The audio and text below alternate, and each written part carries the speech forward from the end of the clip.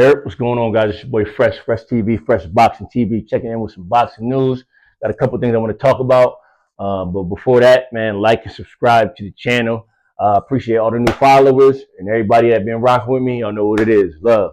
But listen, man, I just wanted to touch on. I want to jump in here and touch on.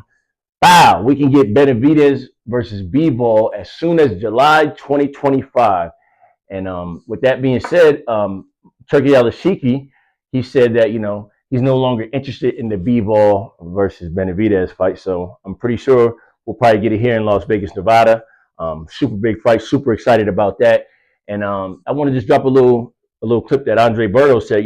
If it doesn't have anything to do with Turkey's new promotion or anything like that, he doesn't want to deal with any fighter that's not with his promotion. That's what he's saying right there. And I think it's kind of whack. But then he's trying to double back and say this. He's saying that that the 4 belts will stay, and he's still gonna work with promoters and all that. Man, all right, cut the noise, man. Cut the cat. Anybody trying to hear that? That boy capping, man. And like I said, like Edgar Berlanga said, he's just not good for boxing, and we ain't jacking that. You know what I'm saying? So that's just how I feel about Turkey. That UFC or TKO promotions with Dana White. Anybody working with Dana, I ain't really rocking with. So they can have that.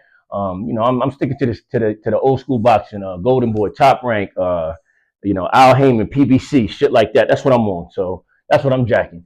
And but back to the business at hand. I think this is a great fight for boxing, man. If we can get it this year, we all know that Benavidez ain't ducking no smoke. And it's a great fight. Bivol Soviet style versus Benavidez pressure and relentless attack, unlimited punches. You know what I'm saying? This makes for a great fight. And Bivol just showed he can fight off better Bev. And I look at Bivol, Dimitri Bivol, still as an undefeated fighter, even though he got that one blemish on his record versus Benavidez.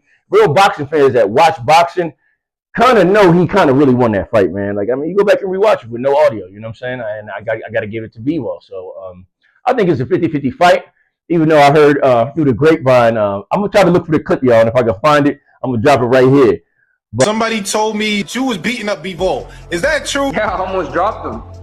And I'm not lying, there was a lot of people that seen the sparring. The last 20 seconds, I lit his ass up with like 15, 20 shots. When the round ended, they said they didn't want to spar anymore. People say they weren't sparring, but the elite know that if you could touch somebody in sparring, in the fight, it's the exact same thing. He'd probably do it even worse. When I sparred Bivol, I was 21. So imagine now I have more strength, more power, more experience. That's why I have so much confidence. But yeah, I heard that Bivol hurt. Benavidez hurt Bivol in sparring, stumbled him, had him on, Bambi legs and shit, you know what I'm saying? So, but it's still a 50-50 fight, y'all, and it's a great fight for boxing, and that's the shit we need, y'all. So I just wanted to jump in here and touch on that. Benavidez will be putting his unblemished record on the line. Y'all know what it is. I'm gang Benavidez, El Bandera Rojo, El Monstro, you know what I'm saying? That's my guy. I've been rocking with him, and I would like to see him excel in this situation. But I'm not biased, man. I like Bivol too. Bivol's a great fighter, great boxer. At that Soviet in and out, man. Just he beat Canelo. So I gotta say, he beat Canelo. But yeah, man, guys, that's enough of that. I wanted to touch on something else. This Saturday, March 22nd, we got Fundora versus Booker. I don't know too much about Booker, but I'm gonna drop his box rec right here. But it's here in Las Vegas at the Mandalay Bay, and I'm 50-50. I'm up in the air. I might be at the fight, I might not. I gotta see how I wake up feeling on Saturday. But if I do go, full coverage, you know how I do. We got Fundora, who's the WBC and WBO 154-pound champ, and we got Crawford, the WBA. But we know Crawford's going up to try to fight Canelo, chasing greatness. You know what I mean? And Bakram. I don't know how to say this guy's last name, so I'm gonna just drop his box rec right here. But he's the IBF champ, so I'm guessing Fundora's he wants to unify and just become undisputed, but he has to get through Booker first. Like I said, I don't know too much about him, guys, but we know the towering inferno. Sebastian Fundora. He comes to fight, he throws a billion punches. On the undercard, it's an all Mexican undercard. Co-main event with Ramos Jr. in it, I believe.